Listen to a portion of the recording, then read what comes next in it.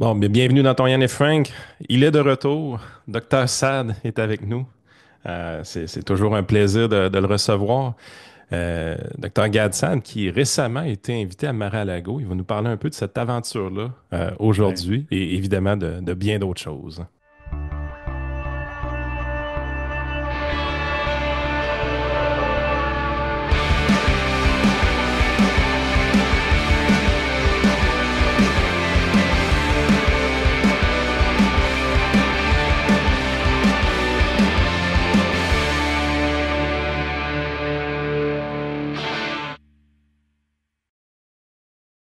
Vous avez été dans l'antre du loup, dans la caverne du mal, finalement, Dr. Sad. J'ai vu une vidéo, en fait, de vous qui circulait sur X où j'imagine c'est parce que vous avez été envoûté par l'esprit malfaisant de l'extrême droite, mais on vous voyait faire une espèce de danse un peu cabalistique comme ça, là. Donc, j'ai essayé de comprendre ce quoi qui vous était arrivé. J'étais un peu inquiet. Je me suis dit, bon, il se passe quelque chose quand même. Donc, finalement, vous êtes revenu vivant. C'est ce qu'on peut constater, là. Premièrement, merci de m'avoir invité pour une deuxième fois. C'est un plaisir d'être avec vous. Oui, j'ai été très surpris parce qu'on m'avait dit que Donald Trump, c'était le Himmler orange. Donc, il sait très bien que je suis juif. Donc, ma prédiction était que j'avais zéro chance de sortir de là. Mais me voilà, donc apparemment, il n'est pas Hitler. C'était vraiment une soirée incroyable. Si vous voulez, je peux partager des détails Ben avec vous. oui. Bon, premièrement, ma vie est vraiment très intéressante parce que des choses me viennent de tous les différents coins. J'étais en train d'acheter un cadeau pour le 25e anniversaire de mon union avec ma femme. J'étais avec un de mes... Félicitations. Merci beaucoup. Euh, et j'étais au Vieux-Montréal. Mhm. Malheureusement, si je peux admettre, j'étais en train de parler en anglais. Je m'excuse. Je- c'était inapproprié de ma part, mais le commerçant parlait en anglais, donc je lui ai parlé dans la langue du diable. Et à ce Oui. moment, j'ai reçu un texte, je regarde le texte. Dear Professor Sad, we'd love to invite you to Mar-a-Lago for an event on the... Et donc là, je réponds, Trump's house? Oui. Ils disent oui. Et donc là, je remets le téléphone dans ma poche et ma fille me demande, c'était qui ça, papa? Parce que c'était maman. Je dis non, non, je viens d'être invité à la maison de Donald Trump. Et je continue de parler de cadeaux. Oui. Ma fille me regarde et me dit en anglais, Who are you, daddy? Donc, vous voyez, c'est les choses qui m'arrivent à chaque jour et je ne suis pas en train de dire ça pour me vanter, mais c'est vraiment, c'est une belle vie que je vis. Je peux recevoir un email de Elon Musk qui est vraiment très épicé. C'est vraiment incroyable. Je ne peux pas croire que je vis la vie que je vis, mais bon, voilà, on est là. Ouais. Et vous n'avez pas eu peur lorsque vous étiez à Mar-a-Lago qu'il y a une escouade qui arrive et que vous soyez comme déporté ou quelque chose comme ça, là, parce que c'est ce qu'on nous a... Non, mais c'est ce qu'on nous a dit là, au Québec, notamment, c'est la presse qu'on a on dit toutes les personnes finalement qui ne sont pas des Caucasiens là, pur laine, donc seront embarqués, ils seront déportés quelque part. Fait que c'est un pari risqué quand même que vous faisiez d'aller là, là. Vous auriez pu vous retrouver quelque part au Mexique ou je sais pas trop, là. Ou peut-être il m'avait lorsque je suis parti, j'étais pas aussi bronzé. Ah, Donc, OK. peut-être ils ont pensé que j'étais un blanc manqué et que peut-être j'allais faire, le jardinage. Mais finalement, tout s'est bien passé et je suis sain et sauf. Ouais. Ça a l'air Fait que d'être des grosses réceptions quand même hein, dans à Mar-a-Lago. On a vu bon, les images avec le très honorable Justin Trudeau qui est allé manger le pain de viande de grand-maman Trump. Vous, quand vous y étiez, est-ce que c'était une grosse convocation? On a vu qu'il y avait quand même beaucoup de gens qui étaient là. Donc, il y avait vous, mais est-ce que il y avait une thématique particulière et la Oui. raison, dans le fond, pour laquelle vous étiez invité, là? Donc, la soirée, le thème, c'était Make Education Great Again. Donc, OK. un Oh. jeu au lieu de MAGA, c'est MEGA. Et c'était organisé par Prager University. Mhm. Je ne sais pas si est-ce que vous connaissez un peu Oui, le contenu de ce qu'ils font? oui, Oui, je les suis, leurs comptes sur X notamment, c'est quand même très intéressant. exactement. Et donc, une des choses qu'ils essayent de faire dans la grosse bataille des idées, c'est d'essayer de promouvoir leur contenu dans des contextes pédagogiques. Et donc, c'était eux qui avaient organisé cette soirée sous le parapluie, si on peut dire, de Mega. Et Trump était là, il est venu. J'ai pas eu le privilège, si je peux dire, de discuter avec lui un sur un, mais il était à 5 mètres de moi, très charmant, il blaguait, un homme normal, non, charismatique. C'était vraiment une soirée fabuleuse.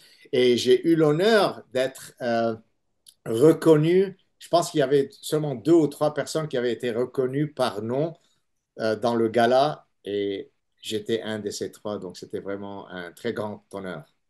Docteur Sall, votre vie a bougé quand même beaucoup dans la dernière année. Entre les deux entrevues qu'on fait avec vous, la première entrevue qu'on fait, vous êtes encore à Concordia à ce moment-là. Et dans le New York Post récemment, on apprenait que vous avez quitté temporairement Concordia pour aller vous réfugier, entre guillemets, dans une autre université pour poursuivre vos travaux. Pouvez-vous nous en dire un peu plus? Qu'est-ce qui s'est passé de votre côté?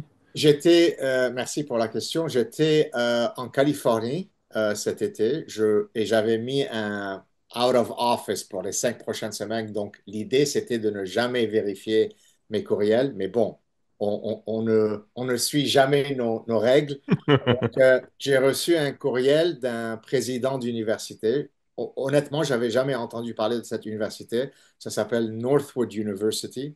L'université est vraiment basée sur le concept de liberté totale, liberté économique, Oh, liberté scientifique, liberté d'expression. Et donc, c'est clair pourquoi ils étaient intéressés à m'avoir.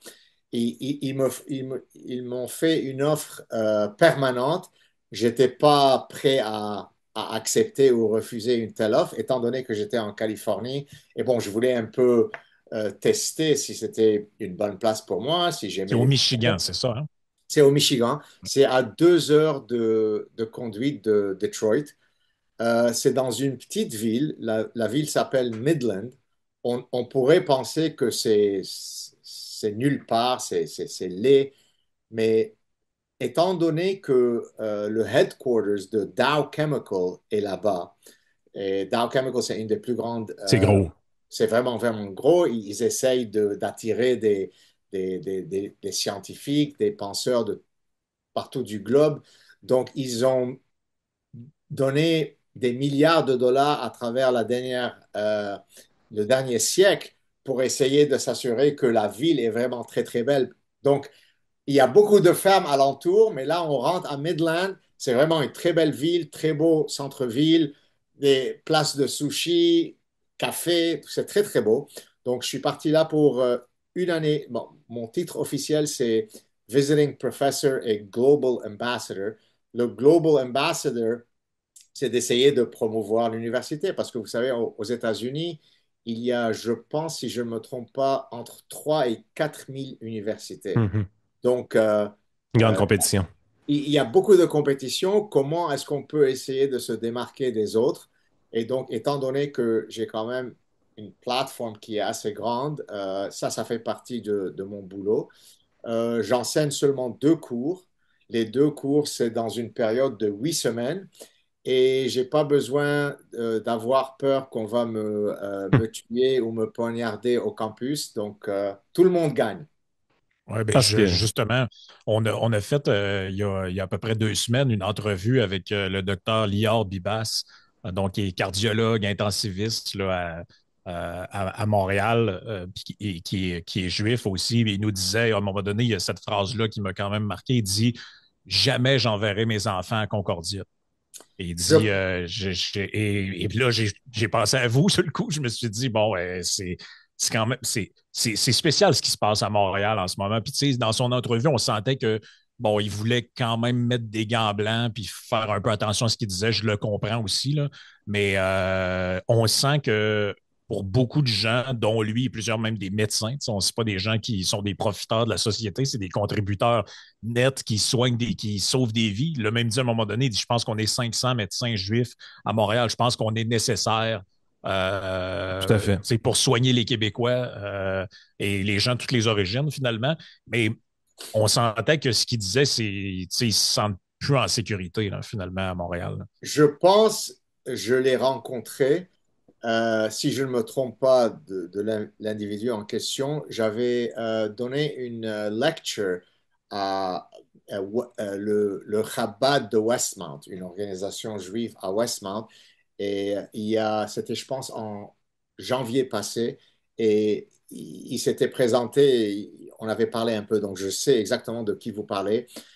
Écoutez, mon oncle était le directeur général du Jewish General Hospital pendant plusieurs années. Il est maintenant décédé. Son nom, c'était Jacob Buchbinder.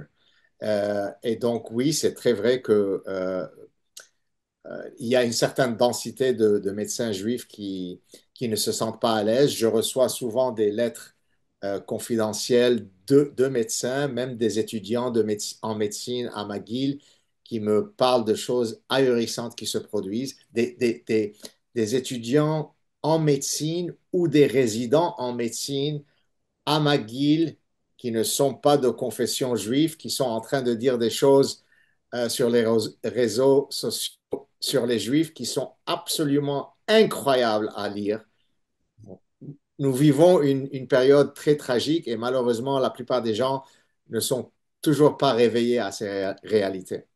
Parce qu'on a vu, moi hier, on en a parlé beaucoup, l'histoire de cette propriétaire de notre franchise de Second Cup qui était à l'hôpital général juif, justement, qui était filmé dans une manifestation en train de crier, d'un, en train de faire un salut nazi, et en plus de ça, il criait The final solution is coming. Tu sais, c'est des choses qu'on ne pensait pas réentendre dans l'espace public, là, tu sais, qu'il y ait des tensions entre gens de différentes communautés, c'est une chose. Que des gens prennent très à cœur ce qui se passe au Moyen-Orient, Palestine, Israël, tout ça, c'en est une autre. Là. Mais de proférer ou tu sais, que des gens disent ça sur la place publique, moi, pour moi, ça dépasse l'entendement. Là. On dirait que j'ai de la misère à m'expliquer comment des gens peuvent tenir ce type de discours-là et se croire légitimés ou fondés de faire ça. Là. Écoutez, chaque jour, si je prends le temps à vérifier le type d'insultes que je reçois sur les réseaux sociaux, ce ne serait pas une exagération de dire que je reçois plus d'haine en une journée que la plupart des Québécois vont recevoir dans leur vie totale. OK? Sale juif, on va te faire ça, Et ça vient de trois sources. OK? OK. Ça vient premièrement du genre néo-nazi. Les Juifs ne vont pas nous remplacer, right? Donc super extrême droite, néo-nazi, white extremist, tout ça. Donc source numéro un. Ben, juste, excusez-moi de vous couper, mais vous pensez que ça correspond à combien de personnes, ça, à peu près? Est-ce que c'est très marginal ou moi, j'ai l'impression qu'au Des Québec, gens c'est marginal. mais le pourcentage des gens qui m'envoient des Oui, insultes, c'est quoi le pourcentage? Je dirais c'est 10-15%. OK. Il y a un autre, je suis en train de spéculer, je ne suis pas exactement sûr, mais peut-être un autre 15, 20, 30% qui viennent de l'extrême gauche académique, exactement qui ont été indoctrinés avec l'idéologie que les Palestiniens sont des nobles créatures divines, les Juifs sont absolument des monstres colonisateurs. Et c'est ce qu'on apprend dans chaque cours de sciences politiques à chaque université possible. Donc, c'est quelqu'un qui s'appelle Jean Leboeuf, qui déteste les Juifs parce que les Juifs sont des colonisateurs et les nobles palestiniens sont, comme je dis, des créatures divines. Troisième groupe, c'est les sources islamiques, right? C'est Mohammed, Mhm. Ahmad, Mohammed qui m'envoie des insultes que j'avais pensé que j'ai échappé ça en l'an 1975, mais c'est de retour, malheureusement. Et donc, c'est vraiment un cocktail incroyable d'haine parce que je ne peux pas tourner de n'importe quel côté et voilà le tsunami qui m'approche. Et c'est vraiment regrettable, mais c'est la vérité. Ça frappe Montréal, évidemment, mais on sent que ça frappe également Vancouver, ça frappe également Toronto, et ça frappe plusieurs villes aux États-Unis en même temps. Il y a pas l'air d'avoir de safe haven de ce côté-là. Ça touche le monde occidental dans son ensemble. Je pense qu'on voit les mêmes choses en Europe également. Euh, la tangente est pas bon, est vraiment pas bonne. Est-ce qu'on pense qu'on peut pogner, un peu comme le wokisme, on sent qu'on a pogné le peak woke. On a l'impression en 2024 d'être de l'autre côté de la montagne. Donc le DEI va se calmer, va diminuer, puis éventuellement les entreprises vont se retirer de ça. Ça va peut-être même se calmer au niveau académique dans quelques années. On sent qu'on a pogné le peak woke, mais le peak haine, lui, semble pas avoir été atteint. Et je pense que, est-ce que vous avez espoir qu'un jour on ramène ça de l'autre côté de la montagne, qu'on recommence à avoir une baisse de la haine dans notre société? Écoutez, j'aime toujours être optimiste, mais malheureusement, je vais être pessimiste parce que la différence entre le wokeism, ça existe dans les cerveaux des gens et peut-être on peut éradiquer ça avec assez de vaccins mentaux, si vous voulez dire, si vous voulez. Ok. Malheureusement, lorsque ça vient à la haine envers les... toute haine est horrible, mais la haine envers les Juifs, c'est un phénomène unique, si je peux dire. Je ne pense pas qu'on peut reverser ça parce que la réalité démographique ne permet pas ça. Mhm. Donc, je vais analogiser de la façon suivante. Chaque jour, si je vais sur un régime, une diète, seulement trois choses peuvent arriver à mon poids. Mon poids peut ou bien augmenter, ou bien il peut rester exactement le même, ou il peut réduire. Right? Il n'y a pas d'autre possibilité, il n'y a pas d'autre état du monde. D'ailleurs, vous avez commencé une nouvelle diète cette semaine, je pense. J'ai commencé une nouvelle diète parce qu'à Mar-a-Lago et Palm Beach, le fait de simplement traverser les États-Unis, je mets 5 kilogrammes. C'est immédiat parce que les portions, c'est... Anyways. Ouais, pas beaucoup de Donc, vegan non plus. exactement. Donc, the analogy ici, c'est que lorsque on ouvre nos portes à des nobles immigrants divins qui ont, d'après les sondages, des sondages non partisans, des sondages par exemple par le Pew Survey, euh, qui, qui ont fait des études pour voir lorsque les immigrants viennent de ces cultures islamiques, quel est le taux d'haine envers les juifs de ces sociétés. Maintenant, si les résultats étaient que 10% des personnes qui ont participé au sondage étaient haineux envers les juifs, ce serait déjà problématique, 10%. Hein? Si je vous dis que les résultats sont entre 95 et 99% des gens qui ont participé au sondage détestent les juifs. Maintenant, utilisons le système de trois possibilités. Si on laisse rentrer dans notre culture des centaines de milliers, sinon des millions de gens qui parviennent de ces sociétés, est-ce que la haine envers les juifs va augmenter, elle va rester le même ou elle va descendre? Ça Devrait ne prend augmenter. pas un fancy professor of evolutionary psychology pour comprendre ça, right?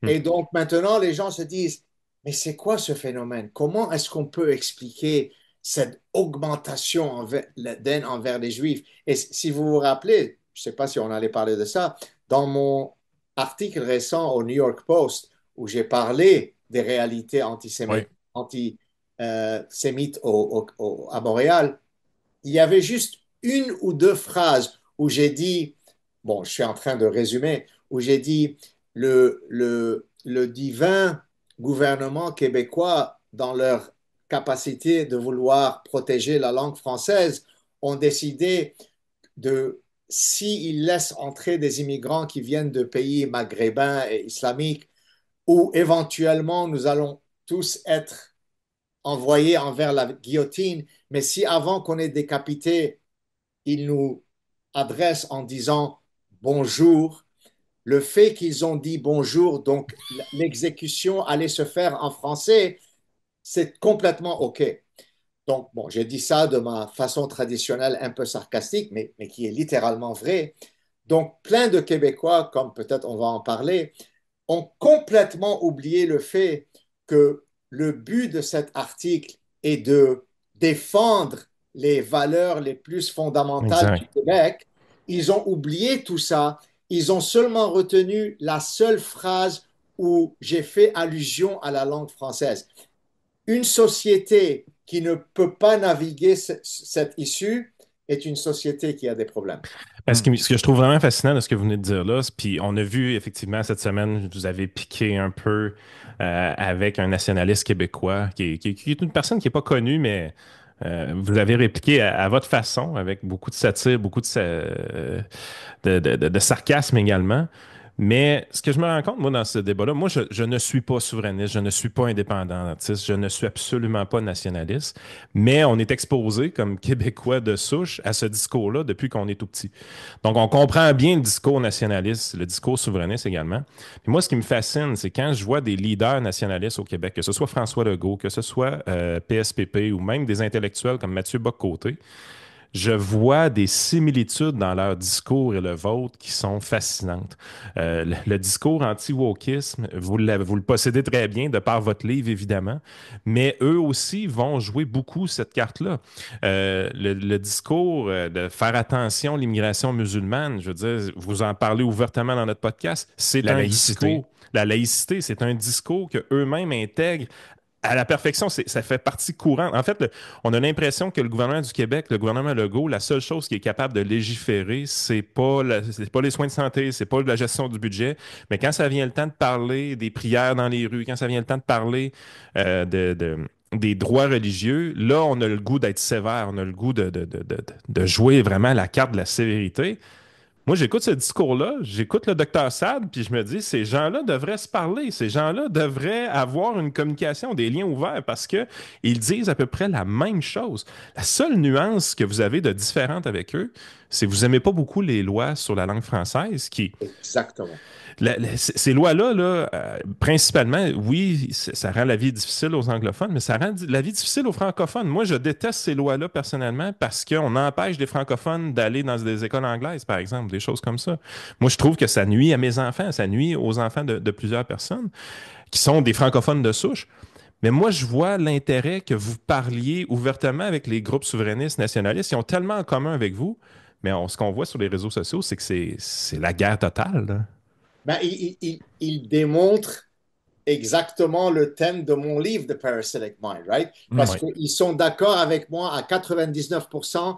Si j'ose dire une seule chose qu'ils présument soit une insulte envers la langue française, tout est oublié. Le Exact. 99% qu'on est d'accord est oublié et tout ce qu'ils retiennent, c'est exactement ça. Donc, le tweet en question, c'était M. Legault qui rencontrait Elon Elon Musk. Musk. Et là, j'ai écrit, j'espère, Monsieur Legault, que vous avez insisté qu'il vous adresse en joual. C'était pas une attaque envers le joual, c'était une attaque Envers exactement Legault. envers cette idée que toute personne qui a une interaction avec le peuple québécois doit se réformer aux attentes du Québec. Je vous donne un exemple d'il y a plusieurs années. En 1998, j'avais été invité, ça faisait seulement 4 ans que j'étais professeur, j'avais été invité par l'HEC de Montréal pour donner une lecture. Et le soir avant de mon lecture, c'était une lecture très scientifique, académique, avec des mots très techniques en anglais.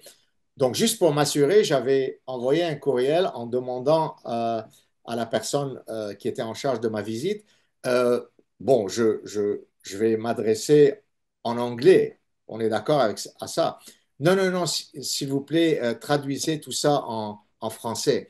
Donc, j'ai passé jusqu'à peut-être 3 heures du matin le soir avant que je dois visiter l'HEC à essayer de traduire des mots techniques qui vraiment n'existent pas exactement sous cette forme en français parce qu'il fallait que je parle en français. Maintenant, lorsque je vais à des conférences internationales, je n'insiste pas que la conférence se passe en arabe, en hébreu, right? Parce que pour le mieux ou le mauvais, on est tous d'accord dans le globe que la langue universelle, c'est en anglais, right? Et Mhm. je vous donne un autre exemple très rapidement. Il y a un couple très proche de nous, des voisins, qui ont décidé de déménager de San Francisco, une des places centrales du wokism, parce Mhm. qu'ils étaient écœurés de ça. Ils ne parlent pas un seul mot de français. Ils étaient très attirés envers le Québec. Ils ont déménagé et là, ils commencent à avoir peur que leur futur, et ils viennent d'avoir un enfant au Québec, ils aimeraient rester au Québec pour forever, mais là, ils doivent prendre des cours en français que peut-être Molière et Voltaire ne pourraient pas passer. OK? Et donc là, ils m'ont demandé est-ce que ça vaut la peine qu'on reste ici? Et donc, imaginez combien c'est myopique comme concept. Ben Vous ouais. avez des gens très éduqués qui veulent faire partie du Québec, mais qui disent, bon, c'est moi qui ajoute ça, peut-être apprendre à comment conjuguer le passé simple, c'est un peu trop et on peut maintenir ça seulement pour Voltaire et Molière. Donc, c'est ça ce que... Un dernier exemple et je vous laisse demander la prochaine question. Maintenant, lorsqu'on passe des entretiens avec des professeurs, souvent c'est avec l'optique de est-ce qu'ils parlent français ou est-ce qu'ils vont... Oui. Donc, on a des professeurs, un génie, un doctorat de Stanford ou de mon université Cornell ou de University of Chicago, mais on ne va pas les choisir. On va choisir Yves Lebrec, PhD UCAM, parce qu'il parle québécois. C'est pas bien pour la société de penser comme ça. Non, c'est pas comme ça qu'on se démarque parmi les meilleurs, en tout cas. Les auditeurs le savent, vous avez écrit plusieurs bouquins, là, dont, entre autres, The Parasitic Mind, dans lequel vous parlez justement beaucoup de ce que vous appelez le woke mind virus. Yann l'a abordé tantôt, on a l'impression qu'on a peut-être traversé une espèce de montagne et on est en train de retomber l'autre bord. On a entendu Walmart qui a mis fin à ses politiques de diversity, DEI, Diversity, Equity, Inclusion. On a vu plusieurs grosses compagnies le faire. Et ce qui est drôle, c'est en fait une question que je vais vous poser. Est-ce que vous pensez qu'il y a déjà eu une réelle adhésion à ces idées-là ou ce n'était pour la plupart que du virtue signaling? Parce que le National Post a rendu public un sondage la semaine passée qui disait en fait que les Canadiens, qu'on perçoit toujours beaucoup plus à gauche que les Américains, on dit le Canada, c'est un endroit plus à gauche, plus social-démocrate que les États-Unis. En réalité, le sondage montre que 36 des Américains sont d'accord avec les DEI Hire, les mesures de diversity inclusion, tout ça. Au Canada, c'est 28. Et à l'intérieur du Canada, l'endroit où les gens sont le moins d'accord avec ça, c'est au Québec, alors qu'on n'arrête pas de nous dire que c'est la province la plus à gauche du pays le plus à gauche du continent. Comment vous interprétez ces données-là empiriquement? J'avais pas entendu ces pourcentages spécifiquement, mais je peux vous assurer que dans les universités québécoises, c'est très woke. Et certainement dans mon université, right? On a un doyen de l'expérience noire et un doyen des études indigènes, and toutes ces choses, right? Mais on n'a pas assez d'argent pour avoir un café dans le faculty lounge, right? Mais on a plein de nouveaux doyens pour des groupes spécifiques, transgender. Ça n'a pas été éliminé, right? Donc oui, c'est vrai que le fait que Donald Trump a été élu, ça peut, ça peut créer une illusion que, bon, le wokeism est mort, mais écoutez, ça a pris entre 50 et 100 ans pour ces idéologies parasitiques de se répandre. J'aimerais, j'aime penser que ça va pas prendre 50 à 100 ans pour les détruire, Mais ça va pas être mort avec simplement l'élection de Donald Trump. Parce Non. qu'après Donald Trump, il pourrait bien avoir un autre gauchiste qui Et parvient. aussi, Pardon? et aussi, par exemple, pourrait arriver au pouvoir. Exactement. Et donc, euh, je pense pas qu'on peut être complacent. Comment on dit complacent? Complaisant. On peut pas être complaisant, on peut pas se mettre à l'aise. Bon, on a vaincu le monstre woke.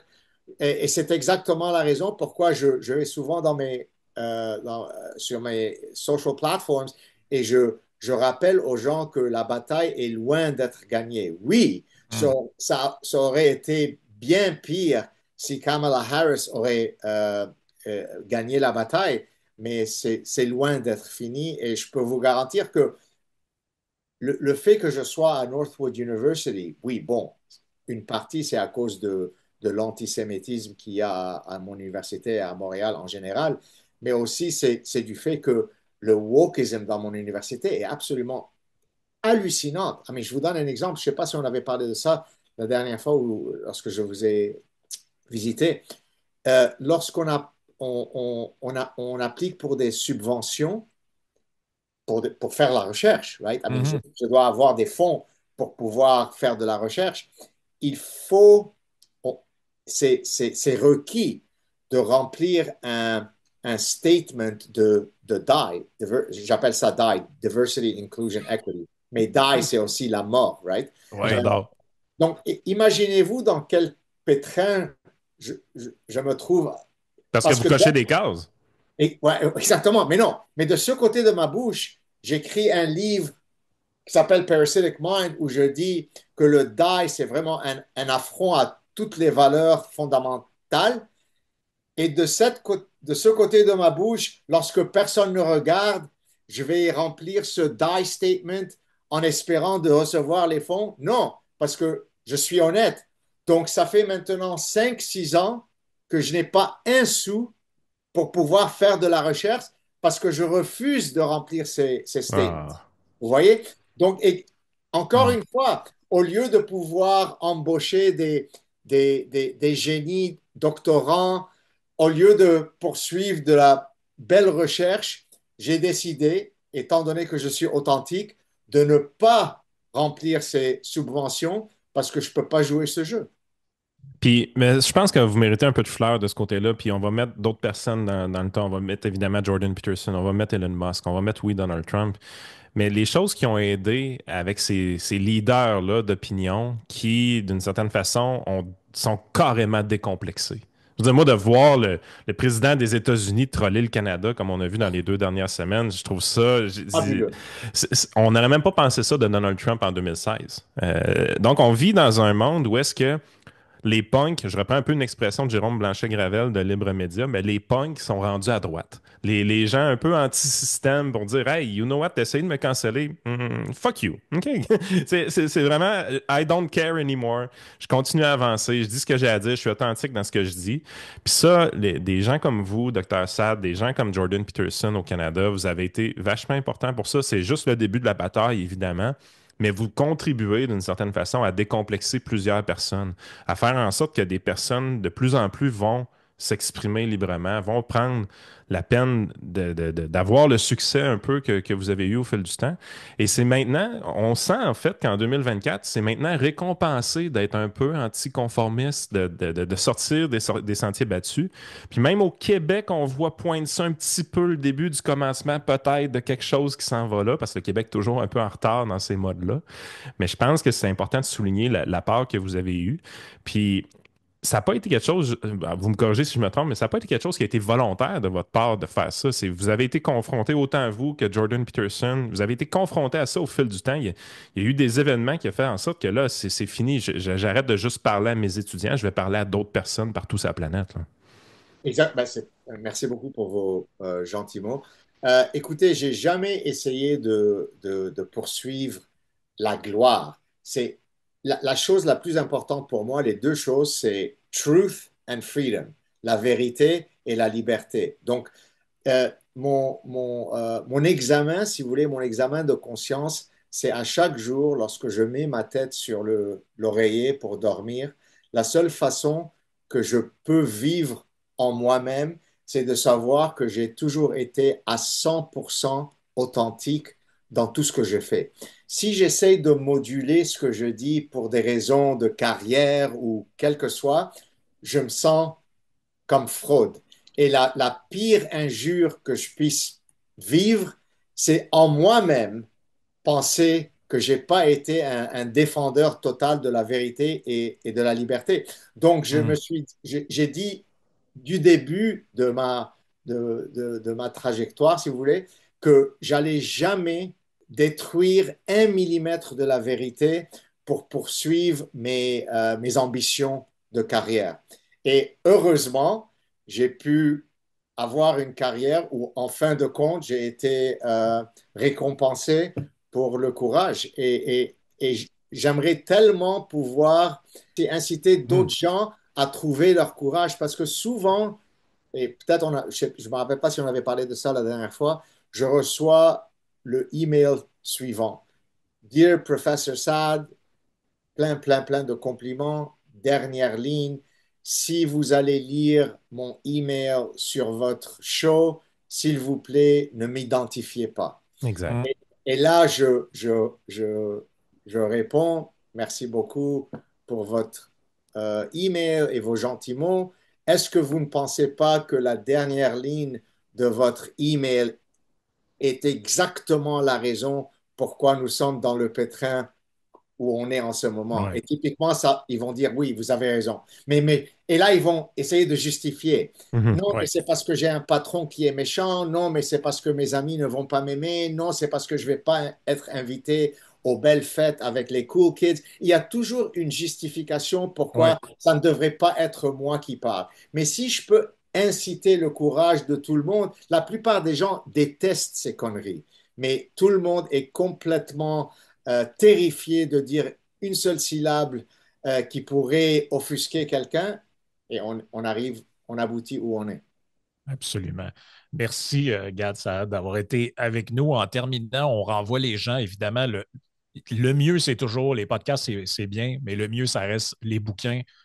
Donc, de Parasitic Mind, on les voit en fait derrière vous en plus. Et le dernier, en tout cas, que moi j'ai lu, The Sad Truth About Happiness, Eight Secrets for Leading the Good Life. Je ne sais pas si vous avez quelque chose d'autre en préparation. On a aussi, évidemment, votre compte sur X où on peut voir quelques traits d'humour cinglants. Vous avez aussi, bon, évidemment, plusieurs apparitions à Joe Rogan. Vous avez aussi votre propre podcast. Est-ce que j'oublie quelque chose, des endroits où Non, vous trouvez? c'est parfait, merci beaucoup. La seule chose que j'ajouterais, c'est que mon prochain livre, Oui. j'ai déjà signé le contrat et je suis en train de travailler sur ça d'une façon, avec une cadence énorme parce que apparemment c'est rendu viral. Le livre, le titre, c'est Suicidal Empathy, Hmm. l'empathie suicidaire. Donc, dans le livre Parasitic Mind, j'explique ce qui arrive à notre système cognitif lorsqu'il est parasitisé. Là, j'explique dans le prochain livre qu'est-ce qui arrive dans notre système émotif lorsque ce système est parasitisé. Et donc, je complète l'histoire en total. Ça devrait être bon. Ça devrait être bon. On a très hâte de mettre la main là-dessus pour lire ça. Merci beaucoup d'avoir été là encore une fois. Merci, vous êtes très sympathique. J'apprécie beaucoup votre show. Merci. Merci.